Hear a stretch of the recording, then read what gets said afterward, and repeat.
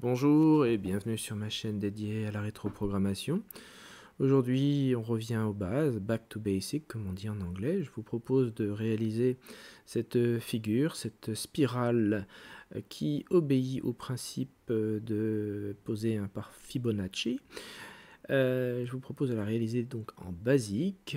Vous allez voir, c'est assez simple à condition de bien structurer les choses. Vous avez certainement remarqué que la figure avait un sens précis, elle partait du centre de l'écran, puis elle allait à droite, ensuite en bas, à gauche, et ensuite vers le haut, et puis à nouveau vers la droite, en bas, etc. Enfin voilà, elle avait un mouvement circulaire assez régulier. Là, à l'écran, vous voyez une sorte de représentation de la mémoire écran du Commodore 64, qui commence à l'adresse 1024 en décimale, hein, c'est l'adresse par défaut, et qui se termine à l'adresse 2023. Vous avez 1000 caractères affichables, hein, donc 1000 zones, hein, 1000 cases, où vous pouvez afficher vos caractères. Sur cette figure que vous voyez à l'écran, vous voyez qu'au début, le premier caractère est posé à l'adresse 1524, ça correspond à peu près au centre de l'écran. Il est en position 0, et ensuite un second caractère est affiché immédiatement à droite, ça correspond à l'adresse en mémoire écran immédiatement après, en plus 1, c'est à 1525. Ensuite, la figure descend, ça correspond en mémoire écran à une adresse située en plus 40.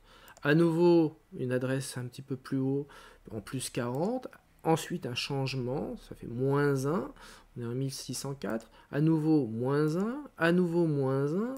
Ensuite, c'est moins 40, moins 40, moins 40, moins 40. Changement, plus 1, plus 1, plus 1, plus 1, plus 1, jusqu'à 1447. Et là, à nouveau un changement, on retrouve un ajout de 1040, 1040, enfin de 40, de 40, de 40, etc. Et la figure se poursuit jusqu'à ce que une dernière ligne droite verticale s'opère sur les 25 rangées du Commodore 64.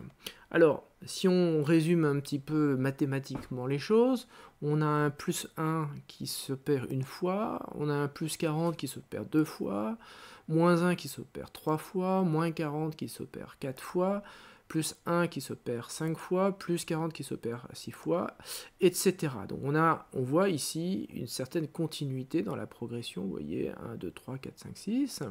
Donc si on résume un petit peu mathématiquement les choses, on pourrait dire qu'une position en mémoire écran est définie par rapport à la position précédente, plus B fois C, où B et C sont des variables, en quelque sorte. Bon, dans les trois cas, ce sont des variables, mais qui obéissent à des modifications différentes. On voit que C, ça correspond à cette table qui va de plus 1 à moins 40, en fait, plus 1, plus 40, moins 1, moins 40, plus 1, donc C a potentiellement ces valeurs, 1, plus 40, moins 1, moins 40, ça revient en boucle en quelque sorte, et B a une valeur qui à chaque fois est incrémentée de 1, et c'est une valeur qui est comprise entre 1 et une nouvelle valeur, plus 1 par rapport à la précédente valeur de B. Voilà pour l'explication un petit peu du fonctionnement de cette spirale. Alors procédons maintenant à l'écriture du programme en basique, et la toute première instruction va consister à mettre les premières valeurs de nos variables. Vous avez eu B, voilà, c'est une des variables, et vous avez A, c'est une de nos variables. Il reste C à définir, mais C, on va le définir au travers d'une boucle, vous allez comprendre après. Mais B, au départ, on lui donne cette valeur 0, et A, on lui donne cette valeur 1524 qui correspond au centre de l'écran. On en profite pour placer le code caractère 1 à l'écran à cette adresse, au travers de cette instruction POC A,1. Et on continue ensuite le programme en définissant une boucle qui est définie par rapport à B. B sera modifié en fait. B, ça va intégrer en quelque sorte la valeur de C. Vous allez comprendre un peu plus tard. Et A, eh bien, on le modifie, on lui rajoute 1, vous savez, c'est la première étape dans le tracé de cette spirale, c'est de rajouter 1 à la valeur initiale de A, et on place ensuite le code caractère 1 à l'écran. Alors, le code caractère 1, c'est A. Et on termine la boucle par cette instruction next. Ensuite, on continue en incrémentant B, la valeur de B, en lui rajoutant 1. On rajoute une boucle à nouveau, identique à la précédente. Donc I, en quelque sorte, c'est la valeur de C, est définie par rapport à B. Donc for I est égal à 0 to B, et ensuite A est incrémenté de 40, avec une petite précision importante. Nous sommes obligés de limiter la taille de la figure, sinon elle irait placer des octets au-delà de l'adresse 2023, à partir de l'adresse 2024. Alors, jusqu'à l'adresse 2061, ça ne pose pas trop de problèmes. C'est une zone de mémoire qui correspond au pointeur de sprite, un pointeur qui définisse les zones réservées au sprite. Mais après 2061, c'est la zone du basique. Donc si notre programme modifie la zone du basique, on va avoir des problèmes avec notre programme en basique. Donc le programme doit impérativement se terminer avec cette instruction end, et cette réserve, en fait, cette instruction qui réserve la valeur de A à 2023. A doit toujours être inférieur à 2024. Alors on place cette instruction à cet endroit. Pourquoi? Parce que cette partie de l'instruction procède au tracé vertical du bas vers le haut. Vous voyez, cette instruction ajoute 40, donc on est dans la partie du programme qui procède au tracé du haut vers le bas. Ensuite, on place évidemment la valeur 1 à l'adresse de A, définie par A, et on termine la boucle. Et ensuite, on va incrémenter à nouveau la valeur de B en lui rajoutant 1.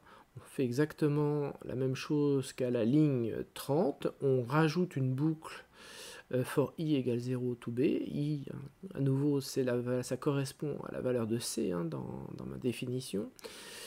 Mais cette fois-ci, la valeur de A est modifiée. Ça n'est plus, on ne rajoute pas 1, on ne rajoute pas 40, mais on retire 1 à la valeur de A et on place la valeur de A à l'écran en terminant la boucle avec next.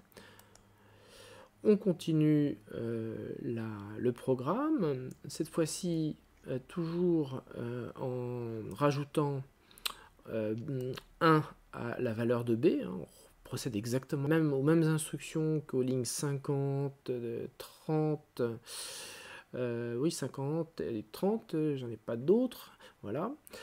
Et on redéfinit évidemment la valeur de I au travers d'une boucle. A, cette fois-ci, est diminué de 40 et on place la valeur 1 à l'adresse définie par A et on termine la boucle par next.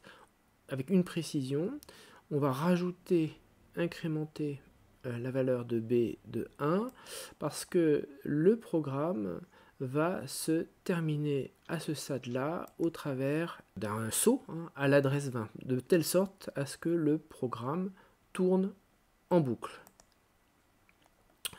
Donc là j'efface l'écran, j'efface à nouveau mon écran et je tape Run. On voit, ça fonctionne très bien.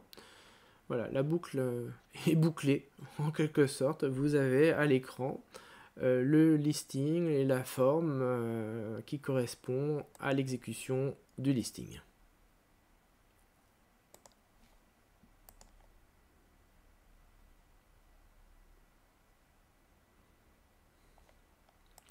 Vous avez la possibilité de faire des petits ajouts dans votre programme en basique pour le rendre un petit peu plus sympathique.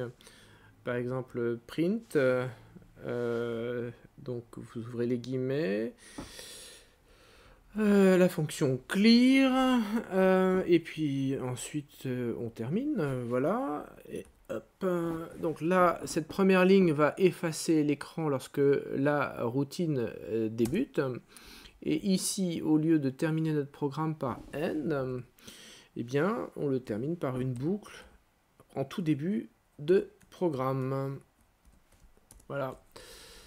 Alors, je vérifie que mes modifications ont bien été intégrées. Je mets run. Et voilà.